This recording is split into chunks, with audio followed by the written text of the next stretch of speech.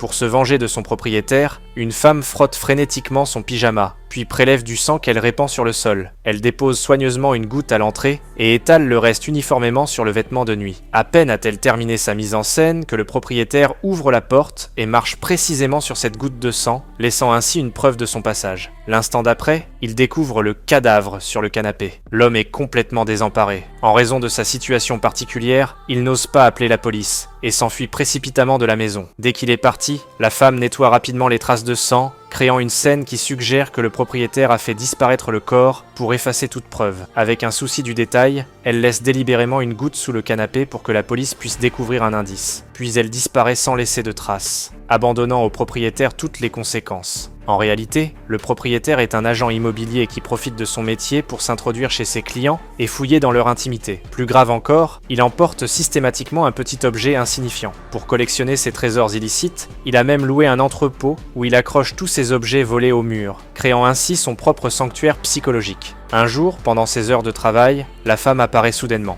Elle souhaite que le propriétaire l'aide à mettre son appartement en location. Face à une si belle femme, le propriétaire accepte évidemment avec empressement. Après le travail, il se rend donc chez elle. À peine entré, un parfum envoûtant l'accueille. L'homme, impatient, se dirige vers la chambre. Admirant l'agencement soigné, il ne se doute pas des conséquences qui l'attendent. Apercevant une crème pour les mains utilisée, il décide de la garder en souvenir. En partant, il remarque une ampoule défectueuse. Pour ne pas compromettre la location, il décide d'en acheter une nouvelle et de la remplacer. Mais quand il revient le lendemain pour effectuer la réparation, il découvre la scène initiale. La femme semble morte sur le canapé. Terrifié, il s'enfuit et envoie un message à la femme, proposant d'amener un client voir l'appartement le soir même. Il espère ainsi que ce client sera le premier témoin, l'écartant de tout soupçon. Mais à peine le client entre-t-il qu'un cri retentit. L'homme feint la surprise et se précipite à l'intérieur. Ce qu'il voit le stupéfie. Le canapé est vide, aucun cadavre, et l'appartement est impeccablement propre, comme si rien ne s'était passé. Le cri du client était simplement dû à la propreté et à l'ordre parfait des lieux. L'homme est complètement perdu. Il n'arrive pas à croire ce qu'il voit. Ce n'est pas du tout ce qu'il avait vu précédemment. Le lendemain, en arrivant au travail,